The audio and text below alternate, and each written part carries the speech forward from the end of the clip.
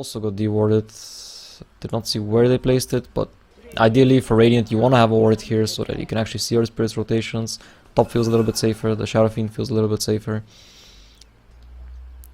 But they do not have that, and the Shadow Fiend needs to be very careful because a roll in here could just mean his death. Though, okay, looks like we're gonna be seeing first blood here on the top lane. Rubik Juke in the trees has a Windlace, solving up. Lift coming off cooldown in 1 second. Gets the Weaver actually, but yeah, it's not gonna matter. And this Earth Spirit not being here now. Void actually maybe overstated, which I would imagine is to pressure this Void. Is not working out that amazing because Weaver is their carry after all. I mean, sure they have a Shadow Fiend on mid lane which scales, but next gen have an Invoker that scales, so Shadow Fiend is still the main target. Okay, roll in on mid, kick, gold snap, sunstrike. Might actually not be enough yet. TP from Abaddon with the shield, and now they turn it around. Just one more raise. Maiden moving in as well.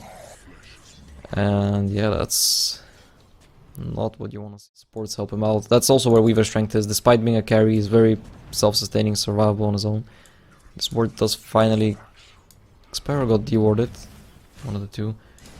And yeah, now Invoker just goes down. That smoke. Very nice smoke maneuver actually, because they just rotated in to save him. And you don't really expect him to stay on that lane. Oh, and I missed the kill. Okay, sorry about that. Magnus actually solo killing a Centaur. In my defense, that's not something that should happen very often. And he will actually get away with it. Yeah, I was going to take a look at his bottom lane, but then there was some action on mid, so... Yeah, top again, Rubik going down. I mean, Rubik is just... Not sure why he comes back here, actually. And yeah, I was saying that they were not pressuring the Void enough. Now I do see the Weaver really pulling ahead, and how amazing it scales, especially on the last level. Also, obviously, the heroes on the side of next gen. All excellent mana users. Oh, Earth Spirit, that was... Okay, he gets the regen. The lift delays his death, and this could actually end up being, well, a good situation for next gen. There's no RP on the Magnus though, and yeah, that chase was... I don't know, they... Feels like they're being a little bit greedy. They stole the rune from Shadow Fiend. They didn't even lose their Earth Spirit for it. And I think that's a piece, so you kind of have to chrono the Abaddon to prevent him from being able to shield people and remove stuns. But, you know, eventually we might even see Abaddon Aghanims. Although I'll probably just go for other defensive items.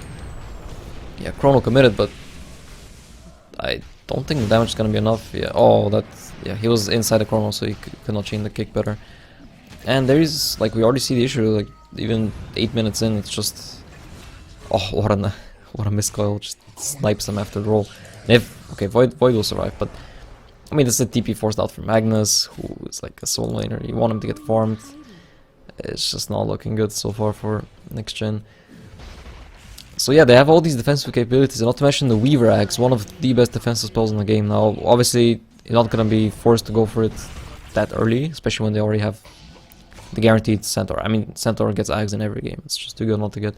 And they already have the defensive spells of Abaddon. This Weaver's diving really deep, but, you know, he doesn't care because he has an Abaddon next to him. Shields and heals for days. Maiden looking to make a mid gank happen with an Invis Rune. Should be fairly easy kill, level 4 raise. But it's actually Invoker who, yeah, tried to make an aggressive play. Sunstrike will miss. I don't think he saw the Maiden coming, but yeah. Shadow Fiend was... there is some pressure on the enemy team, like if RR.QEON mess up with their positioning, if they just get caught with too many heroes. It could be an easy wipe, obviously, for next gen. Invoker, one of the best at contributing long range damage in the chrono. Boulder smash off the mark, will dive anyway, but that just sets up for a 2-man stomp, and this is, yeah. That's just really bad for next gen. I mean, sure, they still get the kill on Centaur, but he barely lost any money because he participated in the kill. Weaver gets a crap ton of gold, and he's actually gonna pick up a 3rd kill here. Most likely, yes. Rubik TP's in, but shouldn't matter. Doesn't actually use the lift right away. Saving it, okay. Oh, and he walks back into the Sunstrike. Okay, that's a huge kill. I'm not sure why he ran this way instead of just straight down. I guess that was a shorter path out of the tower true side range, but...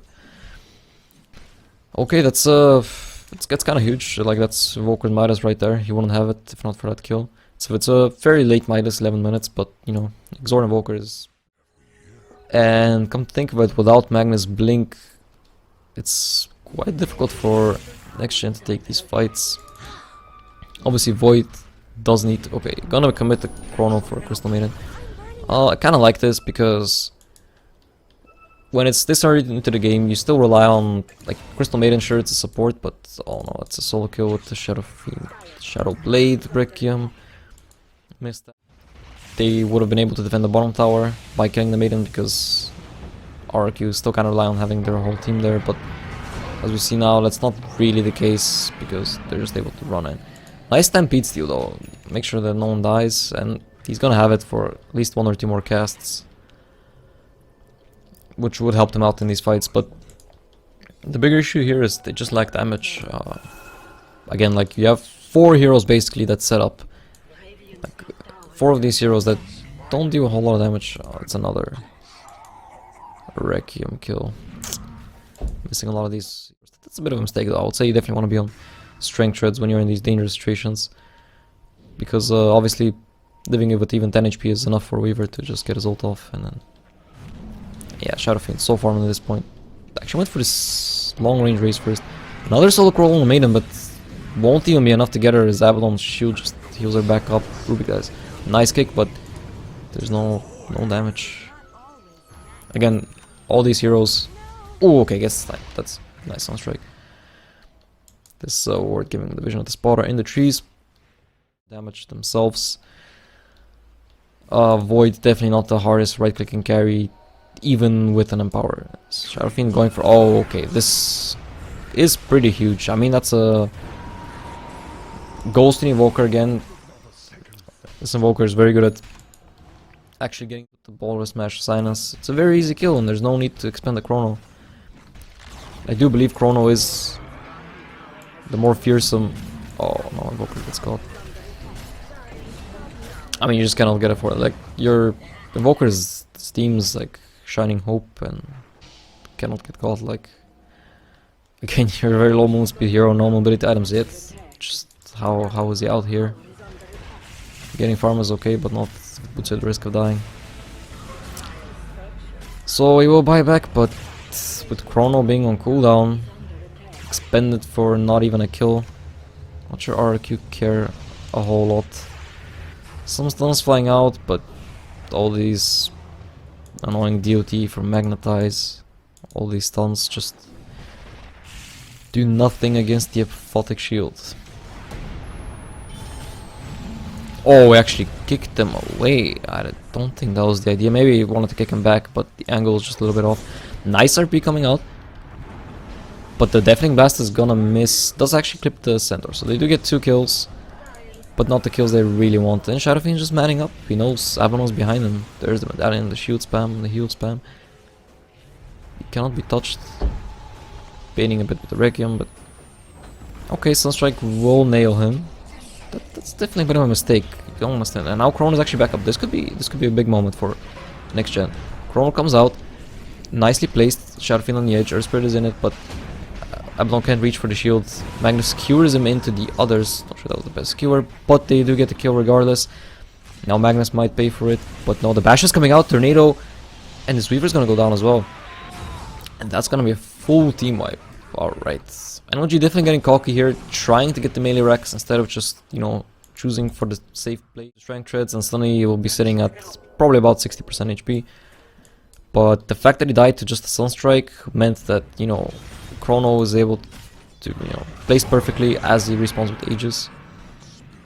Airspeed's gonna feed his life away here, but I mean, don't get me wrong, like, it's something we see quite commonly. Are they gonna try to fight this? Yeah, that's a lot of their damage whiffed with the Meteor missing. Chrono is not up either. And I'm really not sure what the reasoning was. Being ahead means they get less gold out of kills. Very interesting shrine usage here. This lane is not even being pressured. The Invoker is like, yo, I need mana right now. Even though he was already sitting at 70%. Magnus trying to get a little split push action going here. No TP scroll on him. Well, Magnus dead. Does not want to. Okay, he will buy back. They pop the glyph too. Lift coming out on the Weaver. BKB Requiem pop the defensive Requiem. Actually, Centaur jumping in. Stampede doesn't cool down. And Chrono. It's a nice zoning Chrono, but not really because, okay, gets the RP on 2 and shoot us immediately there. They don't even manage to burst the Weaver. Just tragic for NextGen. I mean, this Void just, I don't know, the Manta style doesn't really do anything for him. If you're gonna be going for the Manta Diffu, then I would like to see him get the Diffu first. Sure, it leaves him very squishy, but the way this game is going, not like the 10 extra strength helped him there.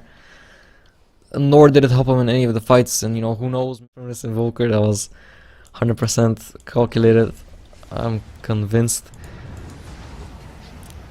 Fortunately, I have a feeling this 200 extra gold for this team will not be the difference maker, and Void just walks into, yeah. That Manta style actually put him closer to the Shadow Fiend just as the Requiem came out. Teamfight coordination just isn't there for NextGen. Granted, I did mention, you know, their lineup is a little bit harder to pull off because they're the ones that have to make the big ults happen, whereas, you know, RR.QEON have pretty simple point and click saves. But it's just too late now. Like, the Avalon Axe is ready and no one is taking damage as soon as he pops that. The Meteor just barely tickled him, and that's a 8 Exort Meteor. Hexagonums. Void being dead, yeah. Does finally have the Manta Diffuse, so his right click is relevant, but unfortunately, by the time this happened, they are out of Rex. Now, finally, the big Chrono comes out, and this time they have the other defensive ultimate, the Stampede. Minus 50% damage on everyone. They're not even taking down the Aegis, not even the support Abaddon. And we should see GG being called out momentarily here. What could have NextGen done differently this game? I think first of all, a little bit more emphasis on helping out the Invoker on mid lane. If you know you have one hero, you're expected to do the majority of your team's damage. You want to make sure that hero actually has a good game. Should at least, you know, come out on the laning stage, not lose it, not die during the laning stage. They definitely had good heroes. Would not have happened because you can just Shadow Blade up to him, and it's a whole lot more damage than Manta for a cheaper cost. But yeah, strong though from RR.QEON. Not to take away anything from there. Had a bit of a throw there, getting team wiped on top lane, just some impatience, but you know, they were still quite far ahead even after that, and their lineup just being superior. Rather convincing win. Now let's move into game 2.